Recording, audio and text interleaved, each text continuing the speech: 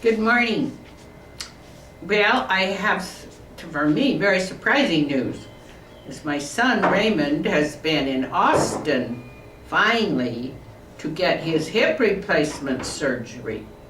And last night, the surgery, I couldn't believe that his name came up on my telephone. And I said, Raymond, is that you? And he had just had this surgery at 1 o'clock, and he called me last evening, and he was back out of recovery and back in his room in the hospital. Oh, what a relief. I was so glad to hear his voice. Now, he is one of the people that have gotten a hip replacement that was metal, and we discovered metal was leaking into his system and Did he have cobalt poisoning or something? Yeah, cobalt poisoning, different metals, and they didn't know this metal was not good for the human body, and so he didn't even find out that his replacement had been recalled for 4 or 5 years. He's had this in there for 7. And ever since then, it's been like trying to get set up with the lawyer who was filing the civil action suit for, compensation for all this. And he said, the doctor asked him when he did the first hip surgery, what kind of replacement he wanted, porcelain or metal or something else, and he said, we usually put younger people like you who are active metal because it's stronger. He says, what did I know? I just said, okay, put the metal in. And of course the doctor, or he, did not anticipate all the problems that were going to develop with this metal hip replacement, even though it was stronger and worked. So ever since then, and his first hip replacement surgery, it was scary because, well, I thought he was quite run down because of the pain. When your hip goes, you do have pain, and he'd been having pain for a couple of years right in his hip joint, and so he wasn't sleeping well. He had a big load. He was teaching theater and doing productions, and also his father disappeared. He had disappeared for a week, and Raymond could hardly stand it because he was laying there getting hip surgery when he should have been out looking for his dad. And in fact, the whole of southern Utah started looking for his dad. I'm not supposed to say anything, folks, so I'll just laugh.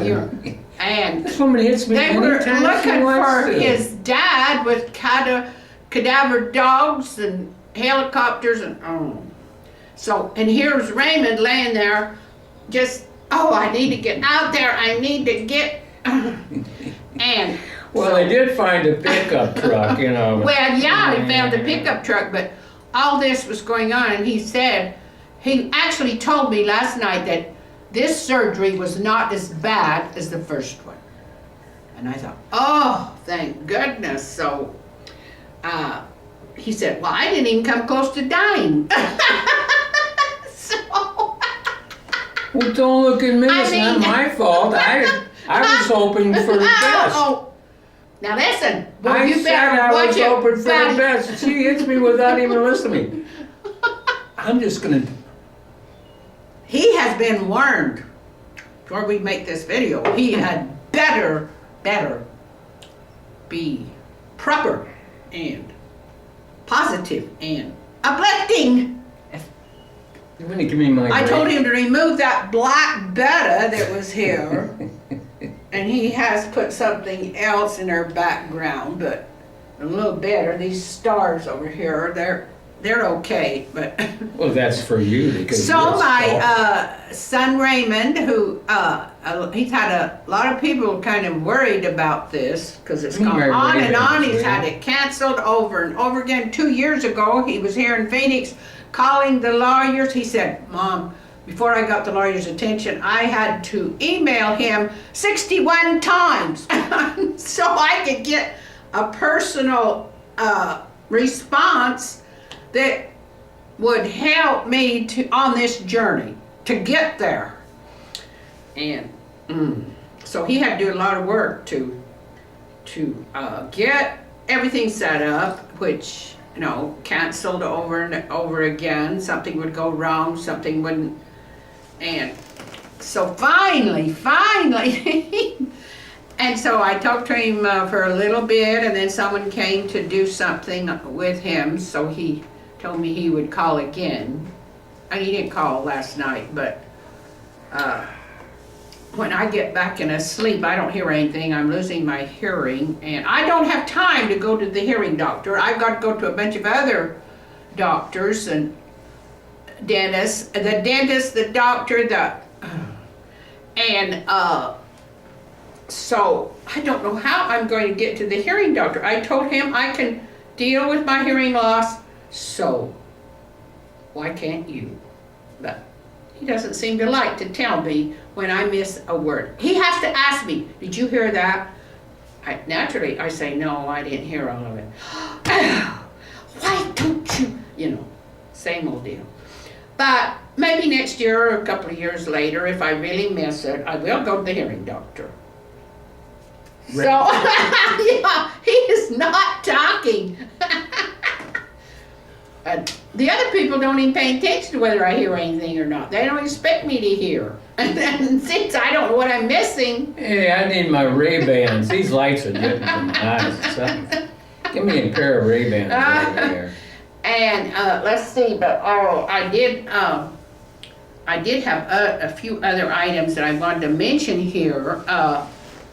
Now this complex, you know, it has a lot of disabled people living here, and they always having.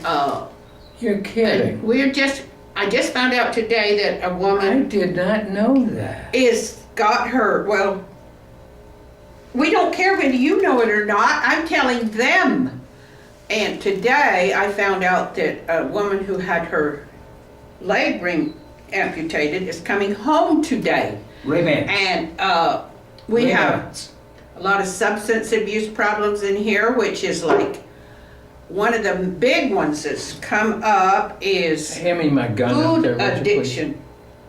My gun. No, you're not going to get anything like that. And a big addiction has come up that a lot of people in here are disabled is food addiction, which is my problem. Any medical problems I have are due to my weight, the weight gain. I have lost weight in the last couple of years, quite close to around 40 pounds, but now I'm fighting to keep from putting it back on, or you know, I stopped eating sugar, stopped eating desserts, and saves me money that way. There's smokers here. We have the problem. The smokers have taken over the patio because that's the only place they got to smoke, and so we that don't smoke have to go down there and fight the smokers to get our to be able to sit in the patio. And some non-smokers, or they just won't even get near a smoke, so they don't even sit in the patio. But our patio is a beautiful place. It's our front yard. Okay. It's protected.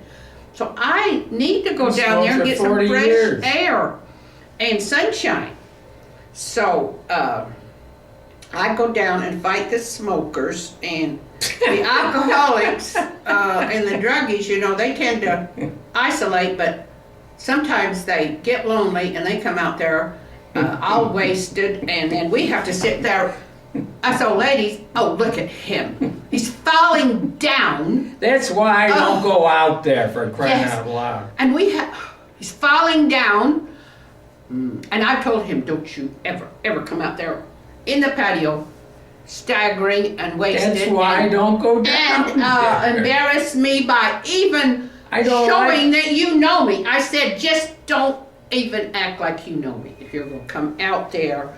And because we do have these alcoholics that can't be parted from their drink, and so they bring alcohol into the patio. Well, I have just Well, now, wait a minute. I have now, just wait. filed a complaint, Oh, finally. here you go. Now, wait a minute. About Did they come down there drinkers. with a bottle of beer, a can of beer? No, and well, they everything? kind of tried to disguise it as iced tea and I believe the manager should come out here and sip their drink to see what they're hiding, if she has to, because they're passing off iced Wait a tea minute. with alcohol in it. That's passing things around. You can't. I Oh, don't the manager think you can't can come do out that. and sip? I don't think there's a law that says you can do that. You know, I mean. This was you one of know. the offenders. He's one that has to have his drink wherever he goes. If he's without I a don't drink, either. sitting. Well, what did you do when you came up to my apartment? What did you do when we went to play pool? This Have was that drink. This was I 8 said- years ago. Yeah, he had to have it 8 years, so I told him, I said, I'm not gonna play pool with you anymore. You got to have that We drink. solved that problem, didn't we? You don't So play pool. now I I played don't pool go the to other your night apartment. with somebody that was so wasted, he was going like this. Between shots, he was like, Yeah, and he but- just, I thought, I'd say, hey, shoot, shoot! And He then was he'd go.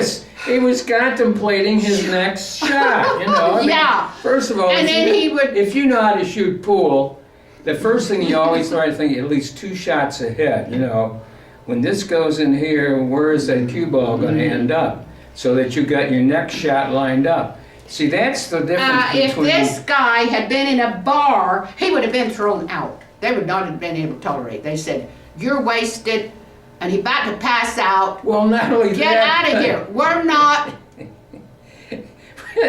He was in a bar that had a ping pong table, so of Yeah. course they kicked him out. Most of the time he's on the floor looking for the ping pong ball. Yeah, they don't even tolerate that kind of wasted condition in bars. I've seen them.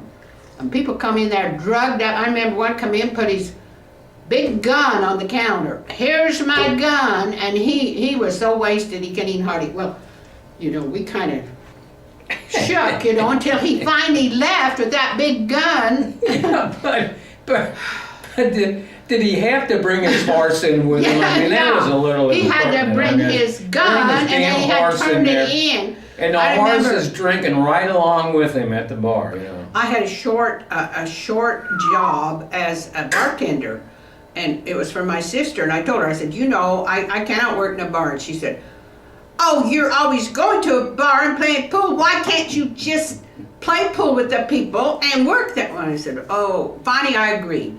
Well, I was sitting, the bar had filled up, and all of a sudden, a shot rang out.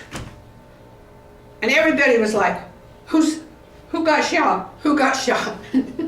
Well, one guy had not I think put that's his some- gun up somebody- to be kept behind the bar while he was in there. He kept it concealed down in his boot. Well, and of some course. way or another, Doesn't it everybody went do off that? and it went I right have up a to the Derringer counter. right underneath went my right pocket here, through- you know. Don't through make the me pull it ceiling. out. Ah, it's a Derringer. Well, it took us a while to finally determine that nobody had been shot, and his buddy out in the car was waiting for him, and he heard the shot, and he said, "Oh my God, he's killed somebody."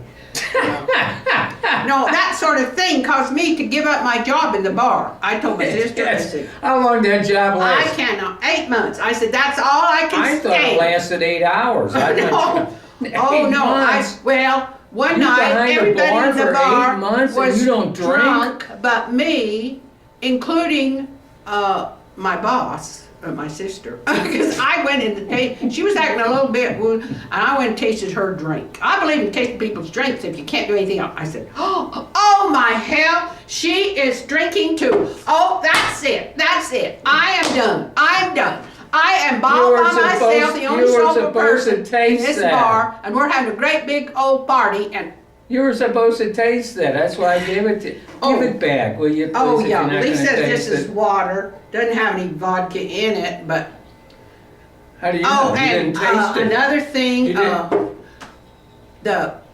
the lady who writes The Immortal Alcoholic, which was very inspiring to me. She has a husband that is somewhat in his condition, always has to have actually, he's into alcoholic dementia. Almost Well, got she it. did her first got it. video yesterday that I've seen. Really? talking about Riley, and I told her, I said, Well, can I I gave her see a it? suggestion. Can I see it?